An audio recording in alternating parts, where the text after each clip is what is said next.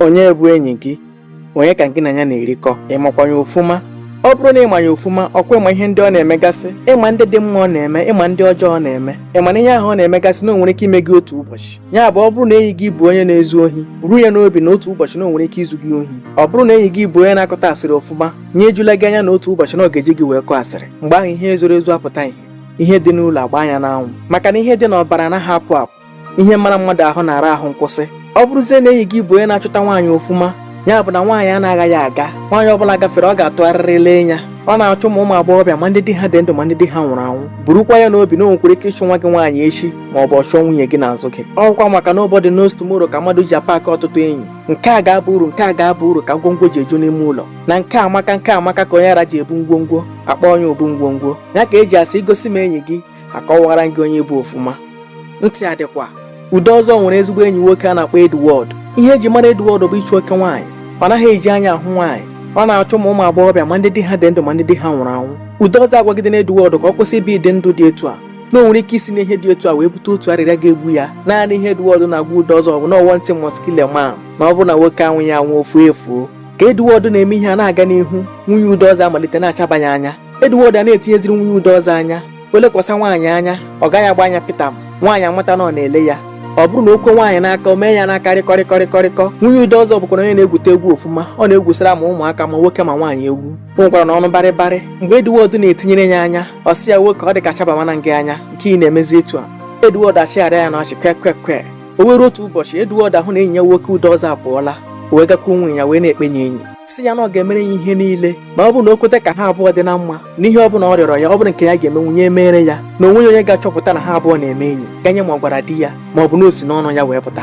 Nwunye Udeọzọ wee gwa Edward na nwoke ọzọ agagharị ya elu ebe di ya dị ndụ, na ọ ga-abụrụ ya ihe arụ na di ya dị ndụ nwoke ọzọ na-amanye elu. Okwu a nwunye Udeọzọ gwara Edward wee na-eri ya nri n'ahụ. O wee na-echezi ka ọ ga-ezi wee ga-ememele enyi ya nwoke bụ Udeọzọ. Ọ na-abụọ na-ahụ nwunye Udeọzọ, ọ na-agụ ya nkịta nke echi. O were otu ụbọchị wee kpọrọ enyi ya nwoke bụ Udeọzọ wee pụọ wee gaa ịṅụ mmanya. N'ebe ahụ ka o ruru, o nwere ihe Udeọzọ bụ n'obi. O wee were ihe tinyere Udeọzọ n'iko mmanya. Udeọzọ aṅụcha nwee ihe o bu n'obi. Ọ gakwa ebe ọzọ gaa rie nri wee lawa. Ọ na-eweta aka n'elekere 10 nke abalị, Udeọzọ amalite gbanwe ọbara. Tupu a na-agbagharị ka ebuga ya ụlọ ọgwụ, Udeọzọ aghọ onye nwụrụ anwụ. Etu anya bụ ihe si wee mee. Ebe lekwasịrị anya mere nye ihe bụ ebe o rikpara nri azụ mana ejighị ya n'aka. Esi etu a mechie ya bụ okwu. Udeọzọ nwụrụ. Edward amalite na-emere nwunye Udeọzọ ihe niile, na-agara ya ozi, were ụgbọala ya na-aga agotere ya ahịa. Ihe o jikwa eme ihe a bụ ka o wee rie ihe ọ na-amụrụ anya. Emesịa kwa Udeọzọ a na-eche ka ọnwa 6 ruo ka atọpụ akwa, maka nwaanyị di ya nwụrụ anwụ ga-ezuzu ezuzu n'oge a. N'ime na-eche, Udeọzọ apụta n'otu ụbọchị na ọnọ n'ihu mbara ezi ya na-asụchasị mbara. Ụmụaka na-achụ nta wee chụrụ anụ a na-akpọ ohu wee bata be Edward. Oge wee si n'ọrụ igwe wee mapụ wee bere n'ukwu osisi nọ n'ihu Edward ji mma o rughị ya aka. Ya bụ ohu a na-atụbọ na-arịbọ n'elu. Edward were mma wee manya bụ ohu. Mma ahụ ewere baunsụọ na nya bụ osisi wee chigha azụ na-abịa n'ebe Edward nọ. Edward ezeta nya bụ mma wee nwoke ya n'obi, o wee daa. Ọ dakwara ọbara apụta ya n'ahụ. Ndị mmadụ ewere gbakọta wee fopụta ya bụ mma. Ozugbo efopụtara ya bụ mma, ọbara emepu. Ọbara Edward wee fesasị onye ọbụla n'ahụ. Mgbe ahụ ka e bidoro gbagharị ma chọma ụlọ ọgwụ a ga-ebu ya gaa. Tupu a na-enweta ụgbọala, Edward aghọọ onye nwụrụ anwụ. Ọ dịzie ndụ ruo onye bụ ọnwa 6 ka o wee nwee ike rie ihe ọ na-amụrụ anya. Ọnwa anọ eji wee liche nya nwoke bụ Udeọzọ elie ya. Ihe ahụ ọ chọrọ ka o mee mmadụ emee ya hụ. Onye ọzọ gaziri kpuchie nwunye ya.